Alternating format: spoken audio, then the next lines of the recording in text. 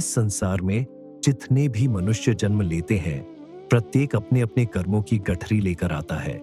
कोई अमीर बनकर जन्म लेता है, कोई निर्धन, कोई संस्कारी परिवार में आता है, कोई कठिन परिस्थितियों में। यह सब किसी बाहरी शक्ति का अन्याय नहीं है, बल्कि हमारे अपने ही किए हुए कर्मों की प्रतिक्रिया है।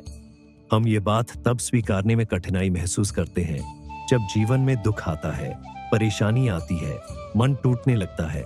तब हम तुरंत किसी को दोष देने लग जाते हैं, भाग्य को, भगवान को, परिस्थितियों को या दूसरों को।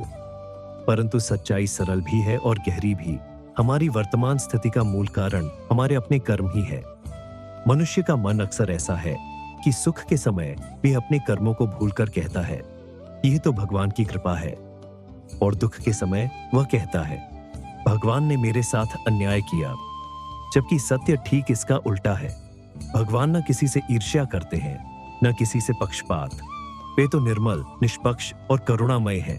वे कभी किसी को बिना कारण दुख नहीं देते और कभी किसी का बिना प्रयत्न सुख नहीं बढ़ाते। ये संसार कर्मों का संसार है। जैसा बोओगे वैसा ही काटोगे। यह नियम हमने नहीं बनाया, ये तो सृष्टि के आरंभ से ही चला आ रहा है। हम अपने दैनिक जीवन में अनेक प्रकार के कर्म करते हैं, विचार से, वाणी से और शरीर से। तीनों ही प्रकार के कर्म मिलकर हमारे जीवन की दिशा तय करते हैं।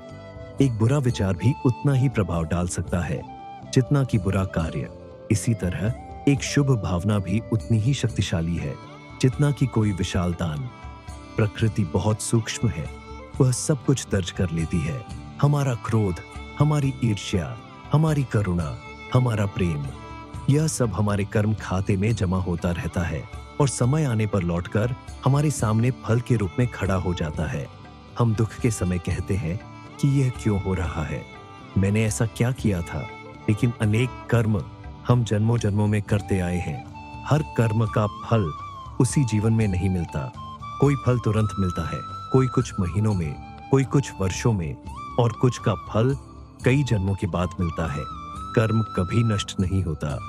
जैसे बीज जमीन में पड़ा रहता है और सही समय आने पर अंकुरित होता है, ठीक वैसे ही कर्म भी उचित परिस्थिति में अपना फल प्रकट कर देता है।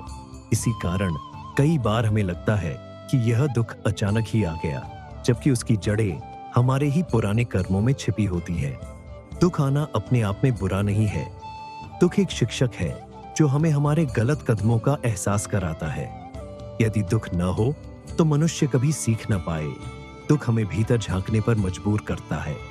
यह हमें अहंकार से मुक्त करता है, हमें विनम्र बनाता है, हमें भगवान के करीब लाता है। सुख तो हम सबको अच्छा लगता है, परंतु सुख में मनुष्य अक्सर ढीला पड़ जाता है, सजग नहीं रहता। दुख ही मनुष्य को सजग रखता है, उसे जागृत रखता है। इसलिए कई संतों ने कहा है कि दुख भगवान का विशेष उपहार है, क्योंकि वह आत्मा को शुद्ध करता है। जब हम ये मान लेते हैं कि हमारे दुख सुख का कारण कोई और नहीं बल्कि हमारे अपने ही कर्म हैं, तो जीवन के प्रति हमारा दृष्टिकोण बदलना शुरू हो जाता है। हम शिकायत करना छोड़ देते हैं, हम दूसरों को दोष देना बंद कर देते हैं, हम अपने भीतर सुधार ढूंढने लगते हैं। यही आत्मविकास का पहला कदम है। जब मनुष्य अपने दोषों को पहचानने लगता है, तभी वह उन्हें सुधार सकता है, और जितना वह सुधारता जाता है उसके कर्म बदलते जाते हैं, और जब कर्म बदलते हैं तो भाग्य भी बदलने लगता है। कई लोग सोचते हैं कि क्या कर्म बदलने से वास्तव में जीवन बदल सकता है? उत्तर है हाँ, बिल्कुल। कर्म बदलते ही परिस्थितियां बदलने लगती हैं। सोच बदलते ही जीवन की दिशा बदल जाती है।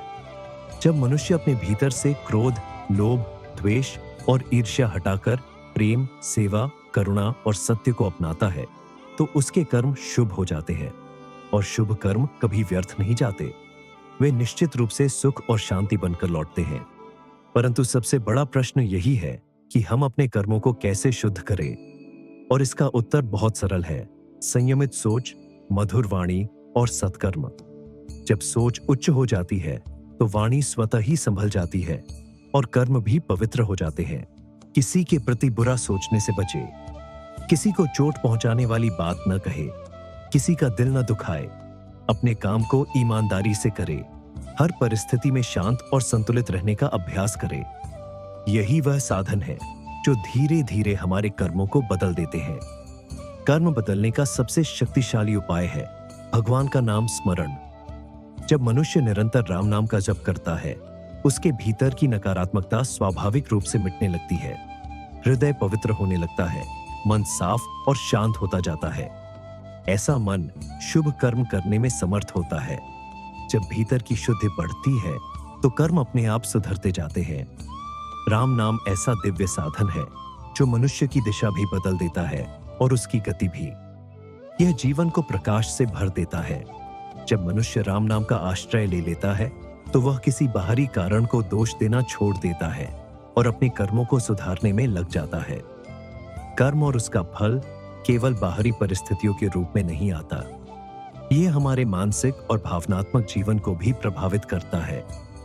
कई बार हम अच्छे परिवार में पैदा होते हैं, सब सुविधाएं होती हैं, फिर भी भीतर बेचैनी बनी रहती है। यह भी कर्मों का फल है। कभी कभी कोई व्यक्ति कठिन परिस्थितियों में जन्म लेकर भी अत्यंत शांत, संतुलित और प्रसन्न रहता है। यह भी कर्मों का ही परिणाम है। इसलिए आंतरिक सुख भी कर्मों की ही देन है। मन की स्थिरता, प्रेम से भरी दृष्टि, सबके प्रति करुणा, यह सब शुभ कर्मों के फल हैं। अगर हम यह समझ लें कि हमारा हर विचार, हर शब्द और हर कर्म ब्रह्मांड में एक तरंग की तरह फैलता है और फिर उसी रूप में लौटकर हमारे जीवन को प्रभावित करता है, तो हम कभी भी नकारात्मक कर्म की ओर नहीं झुकेंगे। हम अपने आप को अनुशासित रखेंगे। हम ये महसूस करेंगे कि हम अपने भाग्य के निर्माता स्वयं हैं, कोई और नहीं। तब जीवन की हर परिस्थिति हमारे लिए एक शिक्षा बन जाएगी। सुख मिलेगा तो हम भगवान का धन्यवाद करेंगे, दुख मिलेगा तो हम इसे सुधार का अवसर मानेंगे। जीवन वही बदल सकता है जो अपने कर्मों की जिम्मेदारी लेने का साहस रखता है, जो ये कहता है कि मेरे दुख का कारण कोई और नहीं, मेरे अपने कर्म है। वह जीवन में आगे बढ़ जाता है। ऐसा व्यक्ति कभी टूटता नहीं, कभी हारता नहीं। वह हर परिस्थिति को मोड़कर अपने पक्ष में कर लेता है। वह जानता है कि कर्मों से ही जीवन बनता है और कर्मों से ही बिगड़ता है। इसलिए वह हर परिस्थिति में सत्कर्म करने का व्रत लेता है। जब मनुष्य इस सत्य को समझ लेता है तो वह अपनी आत्मा के करीब आने लगता है।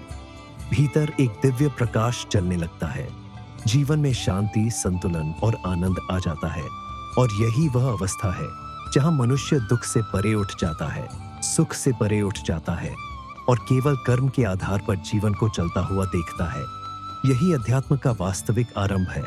इसलिए आज ही से यह संकल्प ले कि अपने हर विचार को पवित्र रखें, हर शब्द को मधुर रखें और हर कर्म को ईमानदार रखें। जीवन स्वतः ही सुंदर हो जाएगा। भगवान किसी के भाग्य में दुख नहीं डालते, वे केवल हमें हमारे कर्मों का ज्ञान कराते हैं ताकि हम सही मार्ग चुन सकें। अपने कर्मों को बदलो और देखो जीवन कैसे बदलता है। दुख सुख तुम्हारे बाहर से नहीं आते, वे तुम्हारे ही बीज हैं जो समय पर फल देते हैं। इसलिए शुभ बीज बो, शुभ कर्म करो और जीवन को प्रकाश, प्रेम और शांति से भर दो। अगर आपको यह वीडियो अच्छा लगा हो तो इसे लाइक करें, शेयर करें और हमारे चैनल को सब्सक्राइब करें ताकि आप तक ऐसे ही ज्ञानवर्धक वीडियो आते रहे। जय श्री राम।